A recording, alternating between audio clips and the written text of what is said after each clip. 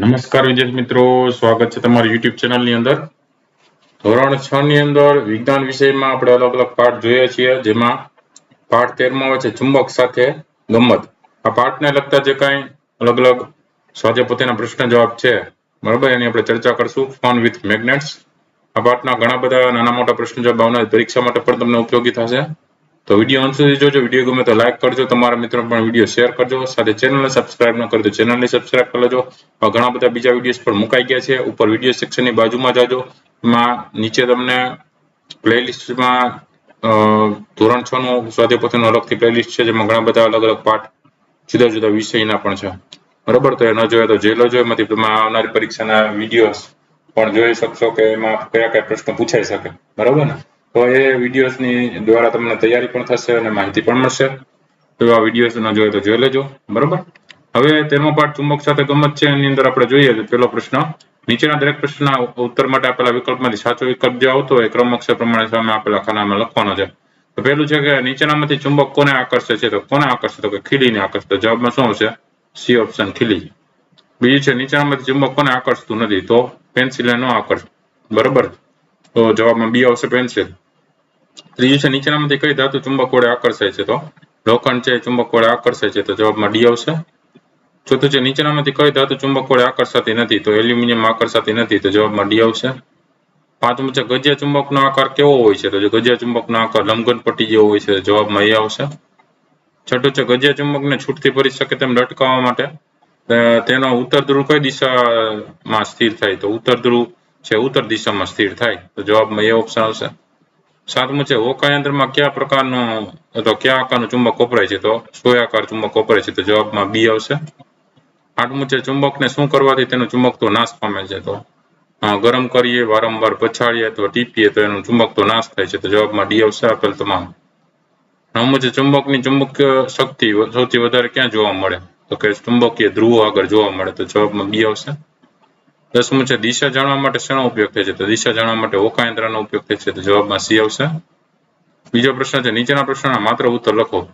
પહેલું છે ચુંબકની સૌપ્રથમ શોધ ગ્રીસ દેશના કયા પ્રદેશ એટલે કે પ્રાંતમાં થઈ હોવાનું માનવામાં આવે છે? તો જવાબમાં શું આવશે?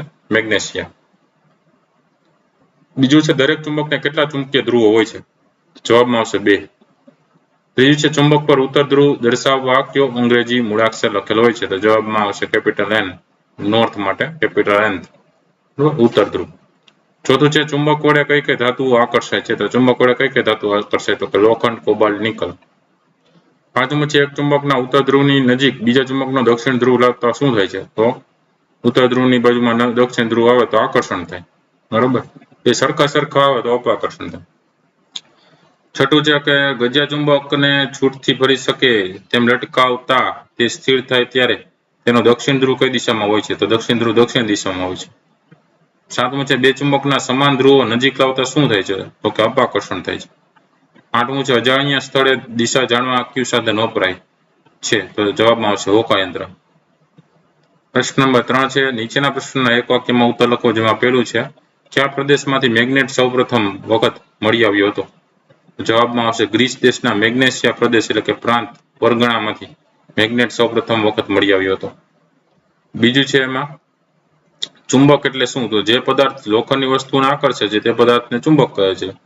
ત્રીજું છે સમક્ષિતિજ સમતલમાં છૂટથી ફરી શકે તેમ લટકાવેલો ગોજીય ચુંબક કઈ દિશામાં સ્થિર થાય છે? તો જવાબ લખી શકીએ કે સમક્ષિતિજ સમતલમાં છૂટથી ફરી શકે તેમ લટકાવેલો ગોજીય ચુંબક ઉત્તર દક્ષિણ દિશામાં સ્થિર થાય છે. ચોથો પ્રશ્ન છે ગજિયા ચુંબકનો કયો છેડો ઉત્તર ધ્રુવ ગણવામાં આવે છે? તો જવાબ લખી શકીએ કે સમક્ષિતિજ સમતલમાં છૂટથી ફરી શકે તેમ લટકાવેલો ગજિયો ચુંબક સ્થિર થતા જે છેડો ઉત્તર દિશા તરફ ગોઠવાય તે છેડાને ઉત્તર ધ્રુવ એન ગણવામાં આવે છે. પાંચમો પ્રશ્ન છે ગજિયા ચુંબકનો કયો છેડો દક્ષિણ ધ્રુવ ગણવામાં આવે છે?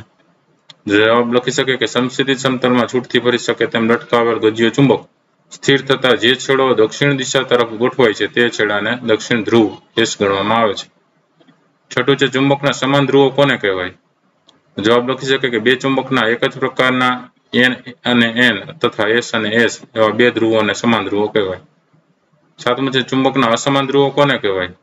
જવાબ લખી શકે કે બે ચુંબકના વિરુદ્ધ પ્રકારના એન અને એસ બે ધ્રુવોને અસમાન ધ્રુવો કહેવાય. આઠમું છે બે ચુંબકો વચ્ચે આકર્ષણ ક્યારે થાય છે?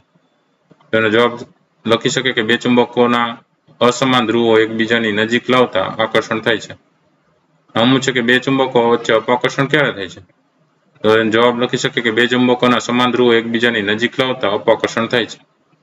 10મો પ્રશ્ન છે ગજ્યા ચુંબકના ધ્રુવો ક્યાં આવેલા છે? તો જવાબ લખી શકીએ કે ગજ્યા ચુંબકના ધ્રુવો તેના બે છેડાની નજીક આવેલા હોય છે. ચોથો પ્રશ્ન છે નીચેના પ્રશ્નના ટૂંકમાં ઉત્તર લખો. જેમાં પહેલો પ્રશ્ન છે કૃત્રિમ ચુંબકના આકાર પ્રમાણે વિવિધ પ્રકાર જણાવો. તો જવાબ લખી શકીએ કે કૃત્રિમ ચુંબકના આકાર પ્રમાણે વિવિધ પ્રકાર નીચે મુજબ છે. પહેલું લંબઘન પટ્ટી આકારનો ગજ્ય ચુંબક, બીજું ઘોડાની નાળ આકારનું ચુંબક, ત્રીજું સોયાકાર ચુંબક, ચોથું નળાકાર ચુંબક, પાંચમું બોલ એન્ડેડ એટલે કે બંને છેડે ગોળાકાર ચુંબક, છઠ્ઠું કંકણાકાર ચુંબક. બીજો પ્રશ્ન આવે છે ચુંબકના કોઈ પણ બે ગુણધર્મો લખો. તો જવાબ લખી શકે કે ચુંબકના બે ગુણધર્મો નીચે મુજબ છે. પહેલું ચુંબકને બે ચુંબકીય ધ્રુવો હોય છે. બીજું ચુંબકને સમક્ષિતિજ સમતલમાં મુક્ત રીતે ફરી શકે તેમ લટકાવતા તે ઉત્તર દક્ષિણ દિશામાં સ્થિર થાય છે.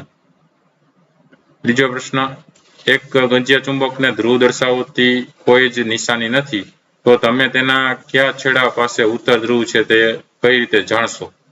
તો જવાબ લખી શકે કે આપેલ ગજ્યા ચુંબકની મધ્યમાં દોરી બાંધી તેને સમક્ષિતિજ સમતલમાં મુક્ત રીતે ફરી શકે તેમ કોઈ આધાર પરથી લટકાવો.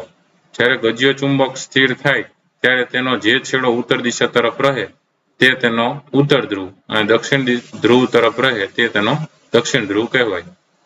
ચોથો પ્રશ્ન જો તમને ગજ્ય ચુંબક અને તેવો જ લોખંડનો ટુકડો આપવામાં આવે છે તો કયો ટુકડો ચુંબક અને કયો ટુકડો લોખંડનો છે તે કઈ રીતે નક્કી કરશો?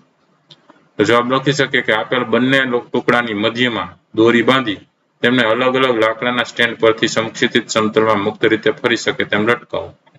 બંને ટુકડા સ્થિર થાય ત્યારે જુઓ કે કયો ટુકડો ઉત્તર દક્ષિણ દિશામાં દર્શાવે છે. આ ક્રિયા ફરીવાર કરી ખાતરી કરી જુઓ. જે ટુકડો દરેક વખતે ઉત્તર દક્ષિણ દિશામાં સ્થિર થાય છે તે ગજ્ય ચુંબક છે અને બાકીનો બીજો ટુકડો છે લોખંડનો છે તે નક્કી કરી શકાશે. વધુ ખાતરી માટે એક જ્ઞાત ગજ્ય ચુંબક લઈ તેનો ઉત્તર ધ્રુવને લટકાવેલા બંને ટુકડાને બંને છેડાની નજીક વારાફરતી લઈ જાઓ. જે ટુકડાનો કોઈ એક છેડો જ્ઞાત ગજ્ય ચુંબક સાથે અપાકર્ષણ દર્શાવે છે તે ટુકડો ચુંબક છે અને બાકીનો બીજો ટુકડો લોખંડનો છે એમ પણ નક્કી કરી શકાય છે. ત્યાર પછી આવે છે પ્રશ્ન નંબર 5 ચુંબકનું ચુંબકત્વ કઈ રીતે નાશ પામે છે? તો જવાબ લખી શકીએ કે નીચેના કારણોસર ચુંબકનું ચુંબકત્વ નાશ પામે છે. પહેલું ચુંબકને ગરમ કરવાથી, બીજું ચુંબકને વારંવાર પછાડવાથી, ત્રીજું ચુંબકને હથોડી જેવા સાધન વડે ટીપવાથી, ચોથું બે ચુંબકના સમાન ધ્રુવો એકબીજાની નજીક રહે તેમ લાંબો સમય રાખવાથી. છઠ્ઠો પ્રશ્ન હોકાયંત્રનો સિદ્ધાંત જણાવી તેનો ઉપયોગ લખો. તો જવાબમાં લખી શકીએ હોકાયંત્રનો સિદ્ધાંત ચુંબકને છૂટથી ફરી શકે તેમ રાખતા તેનો ઉત્તર ધ્રુવ ઉત્તર દિશામાં સ્થિર થાય છે. હોકાયંત્રનો ઉપયોગ હોકાયંત્રનો ઉપયોગ છે વિમાનમાં, દરિયાઈ જહાજમાં અને રણ પ્રદેશમાં દિશા જાણવા માટે થાય છે. પ્રશ્ન નંબર 5 વૈજ્ઞાનિક કારણો આપી સમજાવો.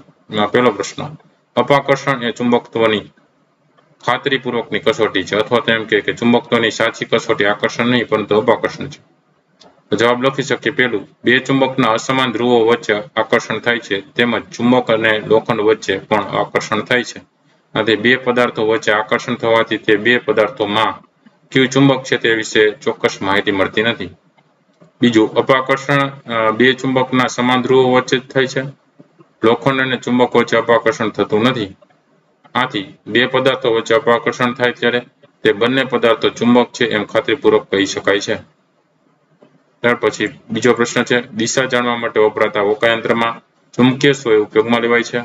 તો જવાબ લખી શકે કે ચુંબકીય સોયને સમક્ષિતિજ સમતલમાં છૂટથી ફરી શકે તેમ ધરી પર ગોઠવતા તેનો ઉત્તર ધ્રુવ ઉત્તર દિશા અને દક્ષિણ ધ્રુવ દક્ષિણ દિશા બતાવે છે.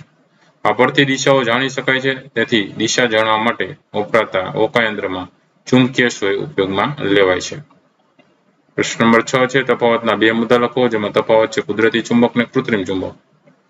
તો તફાવતમાં આપણે લખી શકીએ પહેલું કુદરતી ચુંબકમાં કે જમીનમાંથી મળતા ચુંબકીય પદાર્થને કુદરતી ચુંબક કહે છે. જ્યારે લોખંડના ટુકડા પર ચુંબક ઘસી બનાવેલા ચુંબકને કૃત્રિમ ચુંબક કહે છે. બીજું છે કુદરતી ચુંબકમાં કે કુદરતી ચુંબક છે અનિયમિત આકારનું હોય છે જ્યારે કૃત્રિમ ચુંબક છે તે નિશ્ચિત આકારનું બનાવેલું હોય છે. પ્રશ્ન નંબર 7 છે નીચેની વસ્તુઓનું ચુંબકીય વસ્તુઓ અને બિનચુંબકીય વસ્તુઓમાં વર્ગીકરણ કરો. તો ચુંબકીય વસ્તુઓ કઈ કઈ થશે? બરોબર ને? તો ચુંબકીય વસ્તુઓ જોઈએ તો ચાવી, નિકલનું પાત્ર, લોખંડ, ટાંકણી, કોબાલ્ટ ધાતુ, ખીલી, સોય. બિનચુંબકીય વસ્તુઓ કઈ કઈ થશે? તો કે બોલપેન, દીવાસળી, રેતી, એલ્યુમિનિયમ, પથ્થર. પ્રશ્ન નંબર 8 નીચેના વિધાનોમાંથી ખરા વિધાન સામે સાચા અને ખોટા વિધાન સામે ખોટાની નિશાની કરવાની છે. પહેલું છે ગજ્ય ચુંબકનો આકાર ઘોડાની નાળ જેવો હોય છે, એમાં આવશે ખોટું. બીજું છે ચુંબક ફક્ત લોખંડની ધાતુઓને જ આકર્ષે છે, એના જવાબમાં આવશે ખોટું. ત્રીજું છે ગજિયા ચુંબકના મધ્ય ભાગમાં લોખંડનો ભૂકો સૌથી વધુ ચોંટે છે, જવાબમાં આવશે ખોટું. ચોથું છે ગજ્યો ચુંબક એ કુદરતી ચુંબક છે, જવાબમાં આવશે ખોટું. પાંચમું છે ગજ્યો ચુંબક હંમેશા ઉત્તર દક્ષિણ દિશા તરફ નિર્દેશ કરે છે, જવાબમાં આવશે સાચું. છઠ્ઠું છે બે ચુંબકના સમાન ધ્રુવો વચ્ચે આકર્ષણ અને અસમાન ધ્રુવો વચ્ચે અપાકર્ષણ થાય છે, જવાબમાં આવશે ખોટું. સાતમું છે કોઈ પણ ચુંબકને એક જ ધ્રુવ હોઈ શકે નહીં, જવાબમાં આવશે સાચું. આઠમું છે નળાકાર ચુંબકને એક જ ધ્રુવ હોય છે, જવાબમાં આવશે ખોટું. નવમો પ્રશ્ન છે ખાલી જગ્યા પૂરો, જેમાં પહેલી ખાલી જગ્યા છે ચુંબકની શોધ ખાલી જગ્યા દેશમાં થઈ હતી, તો જવાબમાં આવશે ગ્રીસ. બીજું છે મેગ્નેટાઇટ ખાલી જગ્યા ધાતુની ખનિજ ધરાવે છે, જવાબમાં આવશે લોખંડ. ત્રીજું છે લોખંડના ટુકડામાંથી બનાવેલા ચુંબકને ખાલી જગ્યા ચુંબક કહે છે, તો જવાબમાં આવશે કૃત્રિમ. ચોથું છે ચુંબક પર દક્ષિણ ધ્રુવ દર્શાવવા અંગ્રેજી મૂળાક્ષર ખાલી જગ્યા લખેલ હોય છે, જવાબમાં આવશે યસ. પાંચમું છે બે ચુંબકના સમાન ધ્રુવો નજીક લાવતા ખાલી જગ્યા થાય છે, તો જવાબમાં આવશે અપાકર્ષણ. છઠ્ઠું છે લંબઘન પટ્ટી જેવા આકારના ચુંબકને ખાલી જગ્યા ચુંબક કહે છે, તો જવાબમાં આવશે ગજિયો. સાતમું છે કૃત્રિમ ચુંબક ખાલી જગ્યા અને ખાલી જગ્યા જેવા વિવિધ આકારમાં બનાવવામાં આવે છે, તો જવાબમાં આવશે લંબઘન પટ્ટી, ઘોડાની નાળ અને નળાકાર. આઠમું છે જે પદાર્થો ચુંબક તરફ આકર્ષે છે તેને ખાલી જગ્યા કહે છે, જવાબમાં આવશે ચુંબકીય પદાર્થો. નવમું છે ચુંબકને હંમેશા ખાલી જગ્યા ધ્રુવ હોય છે, તો જવાબમાં આવશે બે ધ્રુવ. પ્રશ્ન 10 છે નીચેના પ્રશ્નના મુદ્દાસર ઉત્તર લખો. એમાં પહેલો પ્રશ્ન છે હોકાયંત્ર એટલે કે કંપાસની રચના અને કાર્યપદ્ધતિ સમજાવો. તો આ કંપાસ છે જે ચુંબકીય સોય દર્શાવે છે, આની અંદર ચુંબકીય સોય છે ઉત્તર દક્ષિણ દિશા એટલે કે એન અને એસ તરફ સ્થિર થાય છે. આ વર્તુળાકાર ચંદો દર્શાવે છે કઈ દિશા છે એ તમને દર્શાવે છે, બરાબર. ચુંબકીય સોય છે એ ઉત્તર દક્ષિણ દિશા તરફ સ્થિર થાય, જે ઉત્તર બાજુ હોય ઉત્તર દિશા, દક્ષિણ બાજુ હોય દક્ષિણ દિશા દર્શાવે. તેની પહેલા તો રચના આપણે સમજીએ છીએ કે કાચના ઢાંકણવાળી એલ્યુમિનિયમ અથવા પિત્તળની એક નળાકાર ડબ્બી હોય છે, તેમાં દિશા અંકિત કરેલો વર્તુળાકાર ચંદો હોય છે. ચંદા પર ચુંબકીય સોય સંક્ષિપ્ત સમતલમાં ભ્રમણ કરી શકે તે રીતે ધરી પર ગોઠવેલી હોય છે. ચુંબકીય સોયની ધરી ડબ્બી અને ચંદાના કેન્દ્ર પર ગોઠવેલી હોય છે. વર્તુળાકાર ડબ્બીની ઉપર કાચ ગોઠવી ડબ્બી બંધ કરવામાં આવે છે. કાર્યપદ્ધતિની વાત કરીએ તો હોકાયંત્રની મદદથી દિશા જાણવા માટે હોકાયંત્રને ફેરવી ચુંબકીય સોયના ઉત્તર ધ્રુવ પર ચંદા પર લખેલી ઉત્તર દિશા એટલે કે એન ગોઠવવામાં આવે છે. આ ગોઠવણીથી હોકાયંત્ર સાચી દિશા દર્શાવે છે. બીજો પ્રશ્ન છે કે બે ચુંબકના અસમાન ધ્રુવો વચ્ચે આકર્ષણ અને સમાન ધ્રુવો વચ્ચે અપાકર્ષણ થાય છે તે સાબિત કરતો પ્રયોગ વર્ણવો. તો હેતુ પહેલા લખી શકીએ કે બે ચુંબકના અસમાન ધ્રુવો વચ્ચે આકર્ષણ અને સમાન ધ્રુવો વચ્ચે અપાકર્ષણ થાય છે તે સાબિત કરવું. સાધન સામગ્રીની વાત કરીએ તો બે ગજિયા ચુંબક જોશે, લાકડાનું સ્ટેન્ડ જોશે અને દોરી જોશે. આકૃતિમાં તમે જોઈ શકો છો જેમાં એ આપ્યું છે કે ચુંબકના અસમાન ધ્રુવો વચ્ચેની અસર દર્શાવી છે, જેમ કે એસ અને એન મુક્ત રીતે ફરી શકે એમાં રાખ્યું છે. બીજો ચુંબક લઈ આવે છે, હાથે પકડેલા ચુંબકમાં તમે જોઈ શકો છો કે એન ની નજીક એસ આવે છે, એનો મતલબ થયો કે આકર્ષણ થાય છે. એ જ રીતે મૂળ સ્થિતિ અહીંયા એસ હતું, એસ ની નજીક એન આવે છે. ચુંબકના અસમાન ધ્રુવો વચ્ચે શું થાય છે તો કે આકર્ષણ થાય છે. એન ની તરફ એસ લઈ જાય તો બે આકર્ષાય અને એસ ની તરફ એન લઈ જાય તો પણ બે આકર્ષાય. એ જ રીતે બી આપ્યું છે ચુંબકના સમાન ધ્રુવો વચ્ચેની અસર, તો એન ની તરફ એન લઈ જાય છે તો અપાકર્ષણ થાય છે, એ જ રીતે એસ ની તરફ એસ લઈ જાય છે તો પણ અપાકર્ષણ થાય છે. એનો મતલબ કે સમાન ધ્રુવો છે એન એન અને એસ એસ એ બેમાં આકર્ષણની જગ્યાએ અપાકર્ષણ થાય છે, બરાબર. એન એન હોય તો અપાકર્ષણ, એસ એસ હોય તો પણ અપાકર્ષણ. પણ એન એસ હોય તો આકર્ષણ, એસ એન હોય તો પણ આકર્ષણ. પદ્ધતિની વાત કરીએ તો પહેલું જોઈએ કે એક ગજ્યો ચુંબક લો, બીજું તેની મધ્યમાં દોરી બાંધી તેને સમક્ષિતિજ સમતલમાં મુક્ત રીતે ફરી શકે તેમ લાકડાના સ્ટેન્ડ પર લટકાવો. ત્રીજું બીજા ગજ્યા ચુંબકને હાથમાં પકડો. ચોથું હવે લટકાવેલા ગજ્યા ચુંબકના ઉત્તર ધ્રુવ એન ની નજીક હાથમાં પકડાયેલા ગજ્યા ચુંબકને દક્ષિણ ધ્રુવ એસ પર લાવો. પાંચમું આ જ રીતે લટકાવેલા ગજ્યા ચુંબકના દક્ષિણ ધ્રુવ એસ ની નજીક બીજા ગજ્યા ચુંબકનો ઉત્તર ધ્રુવ એન લાવો. બંને વખતે થતી અસર છે તપાસો. છઠ્ઠું પછી લટકાવેલા ગજ્યા ચુંબકના ઉત્તર ધ્રુવ એન ની નજીક હાથમાં પકડેલા ગજ્યા ચુંબકના ઉત્તર ધ્રુવ એન લાવો. સાતમું, આ જ રીતે લટકાવેલા ગજ્યા ચુંબકના દક્ષિણ ધ્રુવ S ની નજીક બીજો ચુંબકનો દક્ષિણ ધ્રુવ S લાવો. શી અસર થાય છે તે તપાસો અને અવલોકન કોષ્ટકમાં નોંધો. તો અવલોકન કોષ્ટક જોઈએ તો પેલું છે એમાં લટકાવેલા ગજ્યા ચુંબકનો ધ્રુવ ઉત્તર ધ્રુવ N આવશે. હાથમાં પકડેલા ગજ્યા ચુંબકનો ધ્રુવ છે એમાં દક્ષિણ ધ્રુવ S આવે. તો N ની સાથે S એટલે આકર્ષણ થશે પરિણામ. એ જ રીતે બીજામાં દક્ષિણ ધ્રુવ S ઉત્તર ધ્રુવ N, તો S ની સાથે N એમાં પણ આકર્ષણ થશે. ત્રીજામાં છે ઉત્તર ધ્રુવ ને ઉત્તર ધ્રુવ એટલે N ની સાથે S, N ની સાથે N આવ્યો એટલે અપાકર્ષણ. એ જ રીતે ચોથામાં દક્ષિણ ધ્રુવ છે એટલે S ની સાથે S છે તો એમાં પણ અપાકર્ષણ.